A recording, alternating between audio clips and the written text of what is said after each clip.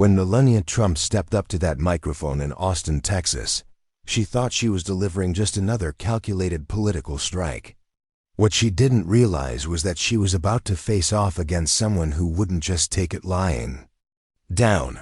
This is the story of how Congresswoman Jasmine Crockett turned the tables on the First Lady and walked away with $85 million in damages. Picture this: a pristine white auditorium filled with the soft hum of anticipation. Journalists adjusting their cameras, educators shuffling through their notes, lawmakers straightening their ties. The lighting was perfect, the stage set for what everyone assumed would be a routine discussion about federal funding for public schools. But sometimes, routine becomes explosive in the span of a single sentence. 6 women sat on that stage, each one carefully selected for their expertise and political weight. Among them was Congresswoman Jasmine Crockett, invited specifically for her unwavering record on equitable education policy. The atmosphere felt professional, almost sterile, until it wasn't. Jasmine had just finished delivering a passionate statement about teacher retention, her voice carrying the conviction of someone who genuinely believed in the power of education to transform lives. The applause was polite but warm. Then Melania Trump reached for the microphone. At first, everything seemed normal. Melania praised the administration's literacy initiative with the kind of measured tone you'd expect from a First Lady. Her words were carefully chosen, each syllable deliberate. But then something shifted. You could almost see the calculation in her eyes as she glanced toward Jasmine. Quick, sharp, predatory. It's interesting to hear from those who have used taxpayer dollars for, let's say, designer shoes and boutique hotels instead of classrooms, Melania said, her voice carrying that familiar, controlled coldness that had become her trademark. Let that sink in for a moment. The First Lady of the United States had just lobbed a verbal grenade on live television, and everyone in that room knew exactly who she was targeting. Your like and comment tell the algorithm these voices matter. Let's keep them heard. The silence that followed was deafening. You could practically hear the collective intake of breath from everyone in that auditorium. Jasmine wasn't named directly, but in the world of political theater, you don't need to spell out every detail. The implication hung in the air like smoke from a recently fired gun. Melania's eyes never wavered. She returned to her prepared notes as if she hadn't just detonated a bomb on national television. This wasn't a slip of the tongue or a moment of heated passion. This was surgical precision wrapped in the veneer of political discourse. Jasmine remained composed, her face a mask of professional calm. But you have to wonder what was going through her mind in that moment. Here she was, a congresswoman with an impeccable record, being publicly accused of corruption without a shred of evidence. The cameras were rolling, the microphones were live, and millions of Americans were watching. Off to the side, Jasmine's staffers sat frozen in their seats. Her legislative assistant, Brianna Ogles, positioned in the third row, watched in horror as her phone immediately lit up with notifications. The clip was already hitting Twitter and Instagram within 2 minutes. 40 seconds later, it was spreading across TikTok like wildfire. Can you imagine being in Brianna's position? Watching your boss get ambushed on live television while social media exploded around you. The modern political landscape moves at the speed of light, and damage control has become a real-time battle for narrative control. The panel continued for another 25 excruciating minutes, but everyone knew the real story was no longer happening on that stage. It was playing out on millions of phone screens across the country as the clip spread with viral velocity. When the cameras finally stopped rolling, the vultures descended. Backstage, reporters swarmed like sharks sensing blood in the water. Congresswoman Crockett, do you have a response to the First Lady's comment? They shouted, microphones thrust forward like weapons. Jasmine walked past with her staff, her lips pressed into a thin line. No dramatic statements, no fiery comebacks, just the quiet dignity of someone who understood that sometimes the most powerful response is silence.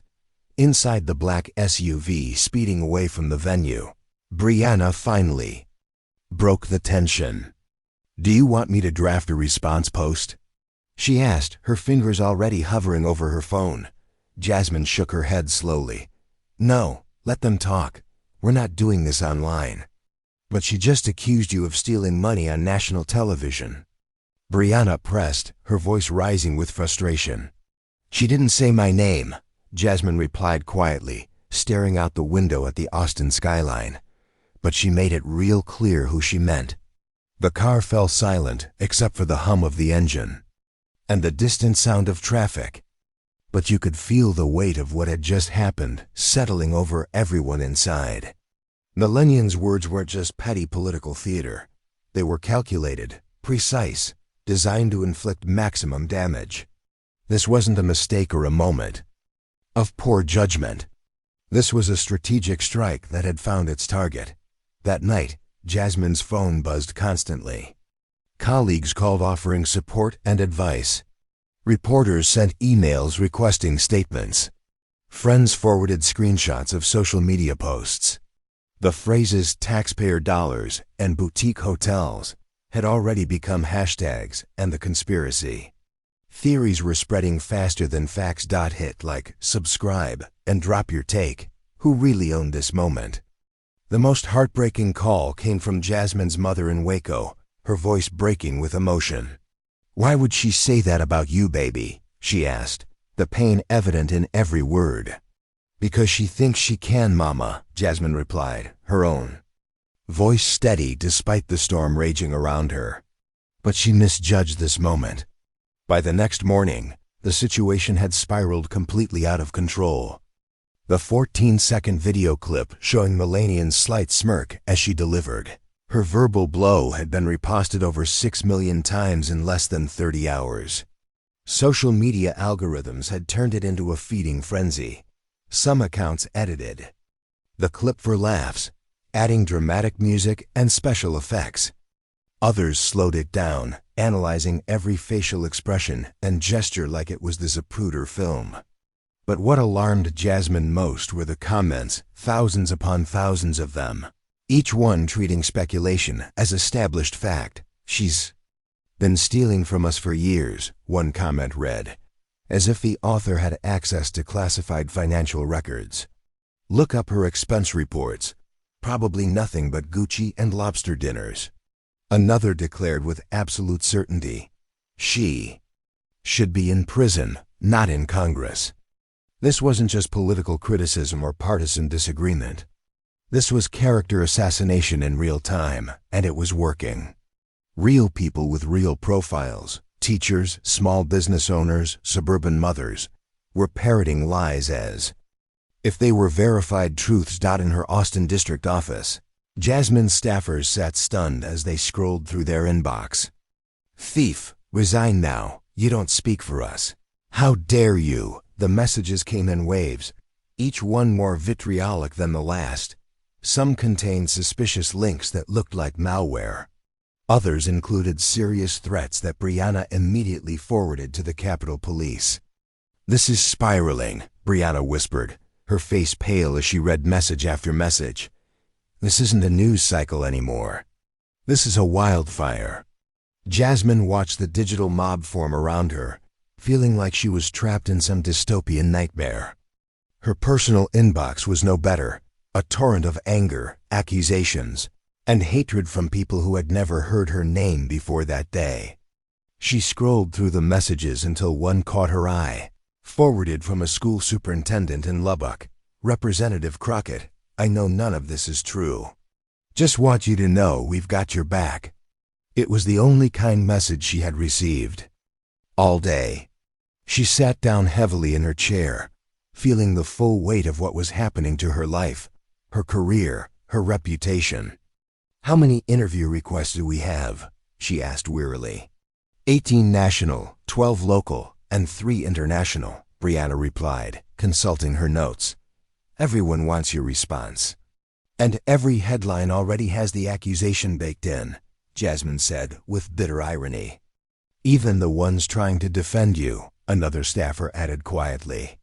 "Of course, Jasmine muttered, understanding the cruel mathematics of modern media. The lie gets printed in bold letters. The truth gets buried in the third paragraph, if it makes it there at all.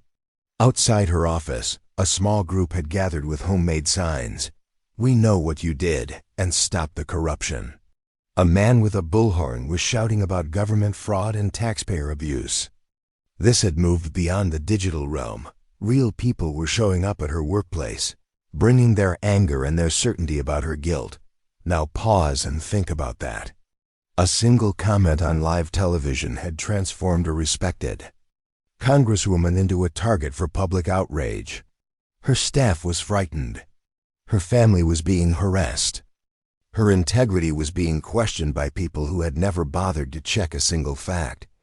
The situation became even more personal when Jasmine's younger cousin, a school counselor in Tulsa, called in tears.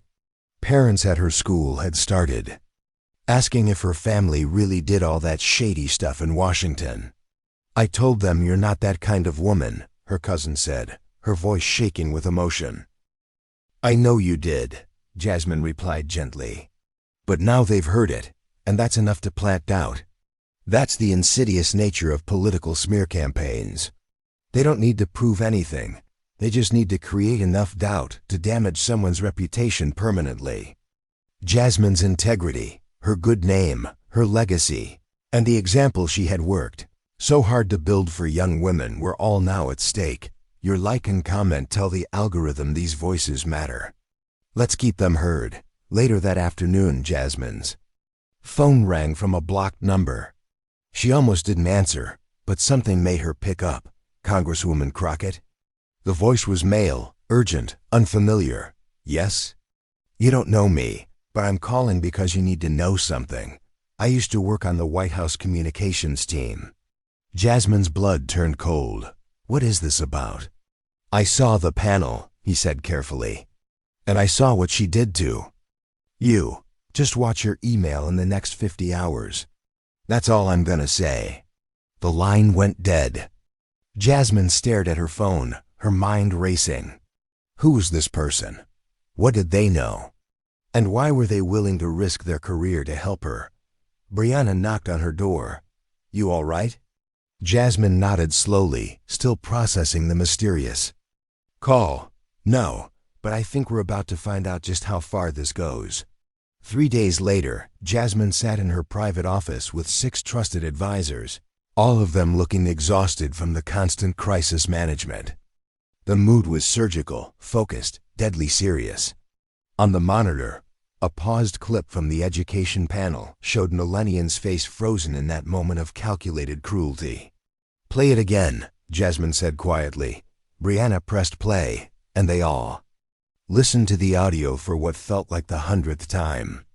Jasmine studied every word, every inflection, every pause. She was building a case in her mind, piece by piece. "If we let that slide," she said finally, her voice steady as steel, "we're giving every person who wants to discredit us permission to say whatever they want, truth or not." Her chief legal advisor, Raymond Knox, adjusted his glasses and leaned forward. "We've been researching defamation statutes for public figures. It's a high bar to clear, but it's not impossible. Especially with what came in last night." He slid a manila folder across the table. Inside were screenshots of internal White House emails, printed on official letterhead. One message stood out like a neon sign, sent 4 days before the panel took place. It showed a communications staffer warning Melanian's team that Jasmine Crockett has an airtight ethics record, and that making personal accusations without evidence could backfire significantly. The response from a senior aide was chilling in its casual cruelty. "She handle it. Base will eat it up." Let that sink in for a moment.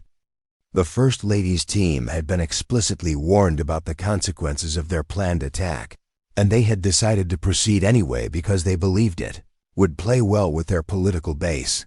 Jasmine looked up from the documents. "How did we get these?" "Anonymous sender through a secure drop," Raymond explained. Same voice from the call you received yesterday, most likely. The metadata checks out. These are genuine White House communications. It's solid enough to build a case around. The room fell silent as everyone processed the implications. This wasn't just a spontaneous insult or a moment of poor judgment.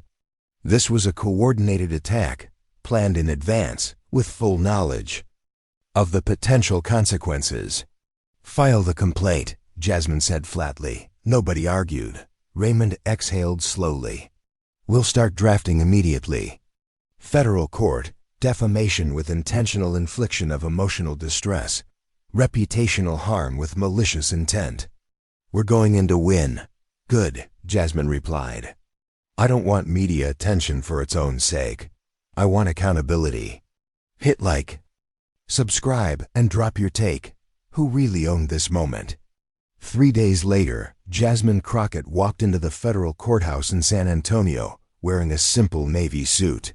No dramatic gestures, no theatrical entrances, just her, Raymond, Knox, and Brianna moving through a sea of cameras and reporters. The flashes were blinding, the questions shouted from every direction. But Jasmine kept her eyes forward and pushed through the courthouse doors. By the time the file stamp hit the complaint, the courthouse clock read 9:15 a.m. sharp. Lawsuit was 50 pages of legal precision, every argument carefully crafted, every claim meticulously documented. The core charge was defamation with reckless disregard for the truth. The amount sought was $120 million in damages. Within the filing were 3 devastating pieces of evidence that would reshape the entire narrative. First, the viral footage itself, authenticated by digital forensics experts and analyzed by professional linguists. The words, "Those who have used taxpayer dollars for personal indulgences," were intentionally suggestive, designed to imply criminal behavior without explicitly making an accusation. Second, the leaked internal emails proving that White House staff had explicitly warned against making unfounded statements about Crockett. The warning had been ignored, and worse, the response showed clear strategic intent to damage her reputation for political gain. Third, sworn affidavits from Crockett's former campaign treasurer, House Ethics Committee liaison, and 2 senior congressional staffers, all confirming her spotless financial record. Every expense had been reviewed annually, every dollar accounted for, every receipt filed properly. There had never been so much as a question about her ethics, let alone an investigation. Within an hour of filing, the document was circulating online. A local court reporter had leaked the explosive headline, "Representative Jasmine Crockett files $120 million lawsuit against First Lady Melania Trump over calculated lie." A screenshot of the first page with Melania Trump, printed in bold capital letters, spread across social media like wildfire. Outside the courthouse, the press had become a full-scale media circus. Microphones were thrust forward like weapons as reporters shouted questions over each other. "Congresswoman Crockett, what's your message to the First Lady?" Jasmine stopped and looked directly into the cameras, her voice clear and unwavering. "The same message I'd give to any powerful person who thinks their platform gives them permission to smear someone without consequence. You don't get to lie about people's character and walk away like nothing happened." She walked to her car with her team forming a protective circle around her, leaving the press to digest what had just become the biggest political story of the year. For the first 26 hours after the lawsuit was filed, the White House maintained an eerie silence. No statements, no press conferences, no tweets, nothing. The silence was almost more unsettling than any response would have been, given the media firestorm that was raging across every major news outlet.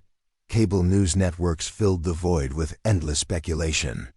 Legal experts debated the merits of the case, political analysts discussed the implications for the administration, and pundits argued about whether Melania would actually have to testify under oath. Some called it a long shot, noting the difficulty of proving defamation against a public figure. Others pointed out that Jasmine had something most plaintiffs in similar cases lacked: documented evidence of intent and malicious planning. But by the second day, the administration's strategy became clear. Melania's spokesperson released a carefully crafted statement simultaneously to 4 major outlets. The First Lady categorically denies all allegations contained in this frivolous lawsuit. At no point were her remarks at the education panel directed at any specific individual, nor were they intended to cause reputational harm. The First Lady has long championed transparency and accountability in government spending, and will not be distracted by obvious political theatrics. Within minutes, conservative news sites had their marching orders. Headlines screamed across screens: Crockett weaponizes courts to silence political opponents, and First Lady under attack for speaking truth about government waste. The narrative machine was in full motion, spinning furiously to reframe the story as an attack on free speech rather than a defense of truth. On Capitol Hill, the Republican House Majority Leader held an impromptu press conference, his voice rising with indignation as he claimed the lawsuit was a clear abuse of our judicial system to score cheap political points. He carefully avoided mentioning the leaked emails or the original inflammatory comment, instead hammering home the message that Jasmine was overreacting, playing the victim, and threatening the First Amendment rights of every American. But something unexpected was happening in the broader public conversation. The more people learned about the case, the more support for Jasmine seemed to grow. It started with civil rights organizations and government ethics watchdog groups, then spread to more surprising quarters. Senator Evelyn Pratt, a moderate Republican from Kansas and someone Jasmine had publicly clashed with on multiple occasions, appeared on a major network Sunday morning show and shocked political observers across the spectrum. This lawsuit might be uncomfortable for some members of my party, but the truth is, if any elected official, Democrat or Republican, was publicly and falsely accused of corruption on national television, they would have every right to respond through proper legal channels. I may not agree with Congresswoman Crockett on much, but I respect her willingness to defend her integrity the right way, in court, not in the media. Your like and comment tell the algorithm these voices matter. Let's keep them heard. It was a rare moment of bipartisan support in an era of hyper-partisan politics. Headlines shifted overnight. Republican senator backs Crockett's right to sue. Appeared across morning news feeds. The clip of Senator Pratt's statement racked up millions of views by evening, shared by people from across the political spectrum who recognized the fundamental principle at stake. The breakthrough that would change everything came on a Thursday morning when Raymond's secure phone buzzed with an encrypted message notification. He opened the attachment with trembling fingers, his eyebrows rising higher with each line he read. It was a transcript, unedited, time-stamped, and devastatingly detailed. The header read, "Internal Preparation Meeting, First Lady Education. Panel, April 5, 2025. 10 a.m. Location: Side Conference Room, Eisenhower Executive Office Building." 4 names were listed as participants, 2 of which were immediately recognizable: Melania Trump and her senior advisor, Keila Renner. The other 2 were lower-level communications staff members whose names would soon become household words. Raymond read the first 2 pages twice, then immediately called Jasmine. "You need to see this right now," he said, his voice tight with barely contained excitement. The transcript revealed a conversation that would have been damaging enough in private, but recorded in official White House records, it was absolutely explosive. The meeting had been called to discuss talking points for the education panel, and according to the document, it had quickly turned into a strategy session for political warfare. A junior staffer named Angela Wick had raised a prescient concern. "There's a congresswoman on the panel, Crockett. She's very popular with progressive voter groups, has a strong record on education funding issues, and maintains a super clean ethics file. If we say anything hinting at financial misuse, it could backfire spectacularly on us. Then came Melania's verbatim response, preserved forever in the official record. People won't fact-check feelings. I'm not naming her directly. I'm making a broader point about accountability, and it'll land exactly where it needs to. That single sentence hung in the air like a smoking gun. This wasn't a mistake, a slip of the tongue, or even a moment of heated emotion. This was premeditated strategy, planned in advance and documented in official White House records. This changes everything, Jasmine said quietly, reading the transcript for the fourth time. It's not just defamation anymore. It's premeditated, calculated damage to my reputation, and now we have ironclad evidence of clear malicious intent. Now, pause and think about that. The First Lady of the United States had literally said, on the record, that she planned to make accusations against a sitting member of Congress because people won't fact-check feelings. The cynicism was breathtaking, but more importantly, it was now evidence in a federal lawsuit. The leaked transcript hit the internet like a political nuclear bomb. The Reckoning Report, an investigative journalism website, published the full document at midnight on a Friday. By morning, the quote, "people won't fact-check feelings," was plastered across every major headline in the country. Network. Anchors repeated it with barely concealed amazement. One called it the new "let them eat cake," a perfect encapsulation of elite arrogance and contempt for the American people's intelligence.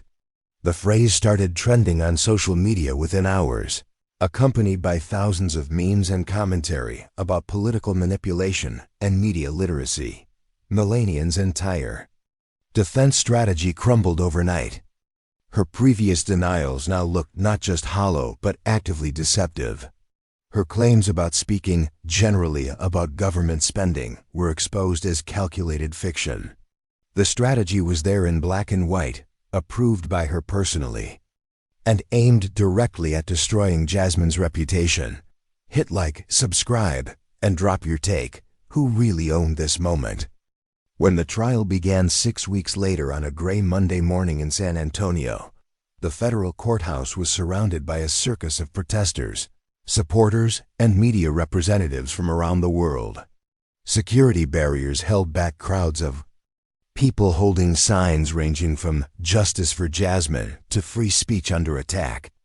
Inside, the atmosphere was electric with tension and anticipation.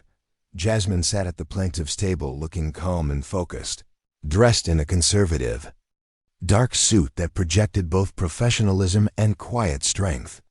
Across the aisle sat Melania Trump, her face a mask of stoic composure, flanked by some of the most expensive legal talent money could buy. Raymond Knox delivered Jasmine's opening argument with the precision of a surgeon and the passion of a preacher. "Your Honor, members of the jury, this case is fundamentally about truth and the consequences of deliberately abandoning it. It's about what happens when people in positions of tremendous power abuse their platform to damage the reputations of others for nothing more than political gain. My client was not accused of any specific wrongdoing. She was deliberately and maliciously suggested to be corrupt on a live national broadcast by someone who had been explicitly warned not to make such statements. We are here today because words, especially powerful words spoken by powerful people, have very real consequences in very real lives." Melania's lead attorney, a silver-haired veteran of political warfare named Marcus Thornfield, countered with a carefully constructed argument designed to minimize the damage. "Members of the jury, Mrs. Trump made no direct accusation against anyone. She spoke broadly about concerns regarding government spending efficiency, a topic well within her rights to address as First Lady. She did not name Congresswoman Crockett specifically, nor did she imply any criminal activity. The interpretation of her words is not under her control, nor is she legally responsible for any personal offense that may have been taken by a public official who chose to see herself in those general comments. It was a skillfully crafted defense, But Jasmine's legal team had something that most defamation cases lack: concrete evidence of intent and malicious planning. On the third day of testimony, Raymond introduced the internal email chain that had been authenticated by 3 separate digital forensics firms. The messages were displayed on large screens for the jury to read, highlighting not just what was said, but when it was said and by whom. The courtroom fell silent as jurors read the warnings that had been ignored and the callous responses that followed. One juror, a retired teacher from San Marcos, shook her head visibly as she read the exchange. Then came the transcript from the April 5th preparation meeting. When Raymond read Melania's words aloud, "People won't fact-check feelings," the silence in the courtroom was deafening. Several jurors shifted uncomfortably in their seats. One woman in a teal cardigan began writing furiously in her notebook. The defense tried desperately to dismiss the transcript as contextually incomplete and taken out of proper context, but the damage was clearly done. The jury had heard Melania's own words recorded in an official government meeting, planning exactly what had happened on that stage in Austin. The most devastating moment came during the cross-examination of Kyla Renner, Melania's senior advisor. Under oath and clearly uncomfortable, she was forced to admit that the education panel had been viewed as an opportunity to frame public perception around fiscal responsibility and government accountability issues. Raymond seized the opening. Like a skilled prosecutor, "Ms. Renner, you're saying that the intent was to create a specific perception among television viewers?" "That was part of the overall communication strategy, yes," she replied reluctantly. "Even if that perception could potentially damage a sitting member of Congress's reputation, we didn't anticipate the public reaction would be quite so strong." "But you were explicitly warned by your own staff that it could happen." "Yes, but Mrs. Trump believed she could speak freely about public policy issues that concern all Americans, even at the expense of someone else's reputation and livelihood." Renner paused, clearly realizing she was trapped. That wasn't the primary goal, but ... She hesitated. But it was acknowledged as a foreseeable result of the communication strategy. The courtroom was absolutely silent. Melania's own senior advisor had just confirmed under oath that damaging Jasmine's reputation was not just a possibility, but a foreseeable result of a deliberately planned strategy. When Jasmine herself took the stand on the 5th day of testimony, she was composed but clearly emotional as she described the impact of Melania's words on her life, her family, and her career. The cross-examination was aggressive, designed to portray her as opportunistic and publicity-seeking. "Congresswoman Crockett," Thornfield began, his voice dripping with skepticism, "isn't it true that you believe every unflattering statement made about a public official should be grounds for a federal lawsuit?" "Absolutely not," Jasmine replied firmly. "But I do believe that deliberate lies designed to damage someone's reputation should never be treated like harmless political opinions or protected speech. Isn't it also true that you have received more national media attention since filing this lawsuit than in your entire congressional career combined?" "That might very well be true," Jasmine acknowledged. "But I didn't file this case to become famous or to get my name in the papers. I filed it because I refused to let someone smear my character on live television and then walk away from it like nothing had happened." "And what would you say to critics who have called this entire legal proceeding nothing more than an expensive publicity stunt?" Jasmine's eyes flashed with genuine anger for the first time during her testimony. "I would say that those critics have clearly never had their good name dragged through the mud while their parents, their students, and their neighbors watched it happen on national television. This wasn't a publicity stunt, sir. This was about survival, the survival of my reputation, my career, and my ability to serve the people who elected me. Your like and comment tell the algorithm these voices matter. Let's keep them heard." Her words resonated through the courtroom like quiet thunder. There were no theatrics, No dramatic gestures, just the unshakable conviction of someone fighting for their dignity and their right to be treated with basic honesty. After deliberating for 13 long hours over 2 days, the jury returned with their verdict. The courthouse was packed beyond capacity, with reporters standing shoulder to shoulder in the gallery. When the judge entered, the entire room rose as one. Jasmine stood at the plaintiff's table, her hands clasped behind her back. Across the aisle, Melania Trump rose as well, her face revealing nothing. The jury foreperson, a retired insurance adjuster from Amarillo named Robert Martinez, stood with the verdict slip trembling slightly in his hands. "We, the jury, find in favor of the plaintiff, Jasmine Crockett, on all counts of defamation and intentional infliction of emotional distress." Gasps and murmurs broke through the courtroom's formal atmosphere. Some spectators began to clap until court officers gestured for immediate silence. Jasmine simply closed her eyes and exhaled, long, slow, and deep, for what felt like the first time in months. The monetary award was announced moments later, $85 million in total damages. Not the full $120 million that had been requested, but a clear and unmistakable statement that what Melania had done was not just morally wrong, but legally actionable and financially devastating. Outside the courthouse, a wall of microphones and cameras waited in the afternoon sun. Jasmine stepped forward slowly, carrying no prepared statement, no talking points, just the weight of complete vindication. "This was never about revenge," she said, her voice clear and strong. "It was about repair, and it was about truth. I didn't ask for this fight, but I wasn't going to walk away from it either. Let this verdict be a reminder that people in positions of power don't get to weaponize their words without facing real accountability. Not anymore." She paused, looking directly into the cameras, speaking not just to reporters, but to every person who had ever been lied about, slandered, or had their reputation attacked by those with more power and bigger platforms. We are not powerless against deliberate lies. We are not voiceless when we are attacked unfairly. And we are not required to stay silent just to appear strong or dignified. The clip aired live on every major network and was shared millions of times within hours. But this time, it wasn't just politicians and pundits sharing it. It was teachers, nurses, small business owners, students, and working parents.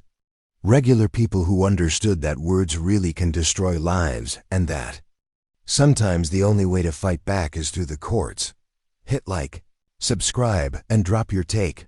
Who really owned this moment? When Jasmine returned to Congress the following week, she was unmistakably changed. Perhaps quieter in some ways, but undeniably more powerful in others. Colleagues who had watched from the sidelines now approached her with new respect. Some shook her hand and thanked her for taking a stand. Others simply nodded in acknowledgement of what she had endured and overcome. A freshman representative from New Mexico, a young woman named Sofia Ramirez, pulled her aside in the Capitol hallway. "I didn't think I could survive in this place until I saw how you handled all of that," she said quietly. "You showed us that we don't have to just take it." Jasmine smiled, the first genuinely relaxed expression anyone had seen from her in months. "You don't have to handle everything they throw at you," she replied. "But you also don't have to let them lie about who you are and walk away clean." Later that evening, sitting alone on the Capitol steps as the sun set over Washington, Jasmine reread a message that had arrived that morning from a middle school teacher in Abilene. "Representative Crockett, we don't always get to pick our fights, but we do get to choose how we answer when the fight comes to us. Thank you for showing us how to answer with strength and dignity." She smiled and finally understood something that had taken months of struggle to learn. Sometimes silence is not grace. Sometimes dignity doesn't require staying quiet in the face of injustice. Sometimes real strength means saying the hard thing out loud, standing up for yourself, and refusing to let others define your truth. Now pause and think about that. In a world where lies travel faster than facts, where social media can destroy reputations in minutes, and where powerful people often escape consequences for their words, Jasmine Crockett had done something remarkable. She had fought back through the proper channels, presented evidence instead of rhetoric, and won not just a legal victory, but a moral one. If you followed Jasmine's journey from that painful moment in Austin to her triumph in that San Antonio courtroom, think about how you handle truth in your own life. When you are misrepresented, when someone tries to write a version of your story that isn't accurate, when your character is attacked by those who should know better, remember that you have choices. You can stand up, you can correct the record. You can fight for your good name and your version of the truth. Because sometimes, the fight for your reputation is really the fight for who gets to control the narrative about your life.